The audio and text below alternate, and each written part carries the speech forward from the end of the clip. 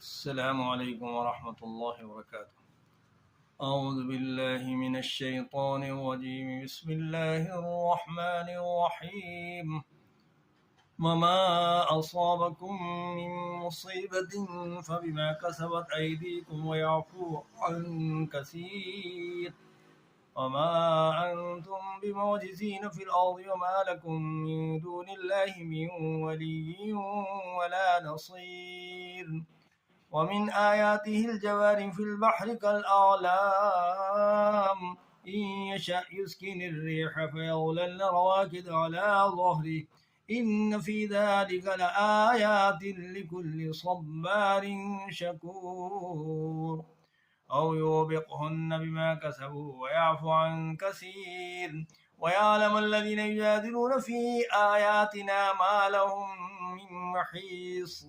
فما أوتيتم من شيء فمتاع الحياة الدنيا وما عند الله خير وأبقى للذين آمنوا وعلى ربهم يتوكلون. والذين يجتنبون كبائر الإثم والفواحش وإذا ما غضبوا هم يغفرون. والذين استجابوا لربهم وأقاموا الصلاة وأمرهم شورى بينهم ومما رزقناهم ينفقون. والذين إذا أصابهم البغي هم ينتصرون. وجزاء سيئة سيئة مثلها ومن عفا وأصلح فأجره على الله إنه لا يحب الظالمين. ولمن انتصر بعد ظلمه فأولئك ما عليهم من سبيل. إنما السبيل على الذين يظلمون الناس ويبغون في الأرض بغير الحق أولئك لهم عذاب أليم. ولمن صبر وغفر إن ذلك لمن عزم الأمور.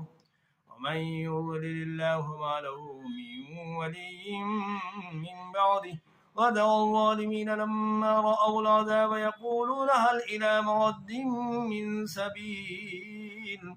ودعاهم يعرضون عليها خاشعين من الذل ينظرون من طرف خفي. وقال الذين آمنوا إن الخاسرين الذين خسروا أنفسهم وأهليهم يوم القيامة ألا إن الظالمين في عذاب مقيم. وما كان لهم من أولياء ينصرونهم من دون الله ومن يضلل الله فما له من سبيل.